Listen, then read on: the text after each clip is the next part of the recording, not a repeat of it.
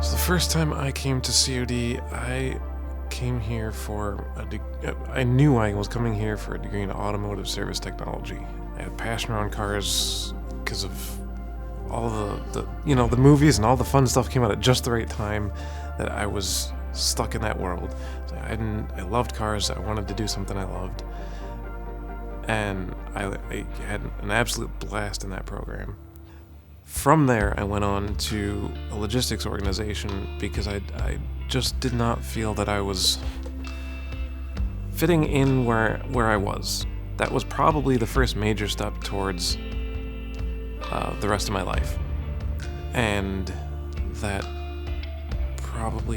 was the last job I had until some major life changes. That my major life change became evident as a small thing in my daily life in December of 2016 when I kept having to get closer and closer to the monitor at work, and I didn't know why, and it didn't ever occur to me because I had 20/20 vision my whole life.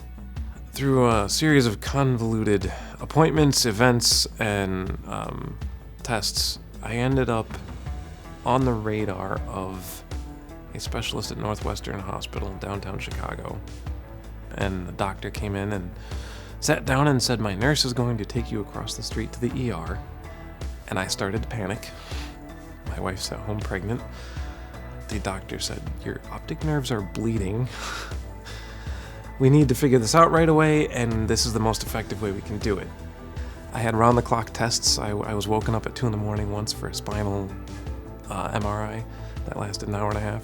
Quite an experience. And it turned out after 6 days, they had no further positive answers. The doctor had a clue of what it could be because they've eliminated so many items. And it was a confirmed diagnosis of Leber's hereditary optic neuropathy, which is a loss of central vision due to the death of the optic nerve from the inside out. It was a very difficult time to maneuver through. In moments, I was able eventually to create the right mentality. It was a permanent condition. It was not going to go anywhere. It was not going to change, and it wasn't going to get cured. And I was just going to move forward knowing that these are the facts, and I would figure it out. The same month that I got diagnosed, December 2016, my in-laws got me for Christmas a Raspberry Pi Zero. I would connect to the Raspberry Pi from my iPad, and I'd be playing with it till 2 or 3 in the morning. Couldn't put it down. I was just addicted to playing with this thing, learning new Linux commands and programs and little projects I could do with it that I didn't even think were possible. And that stuck with me. I thought, hey, if I'm doing all this for fun, I should probably try and do it for a career too.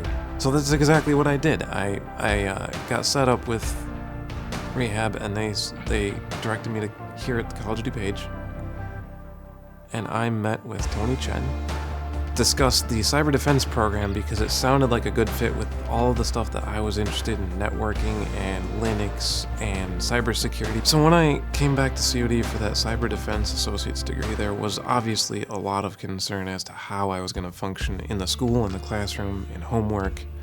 Part of that was addressed with rehabilitative services and getting me set up with the right computer tools, and then integrating that with the CIT department and the accommodations department here at COD, whom both were absolutely fantastic. I currently work with United Airlines as a cybersecurity analyst. I started that almost exactly 2 years ago, and I have had more adventures than I can count in the cyber realm.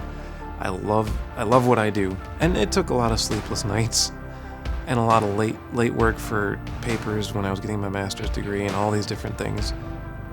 But I see no limit to that success at this point because I've come this far. Why not keep going?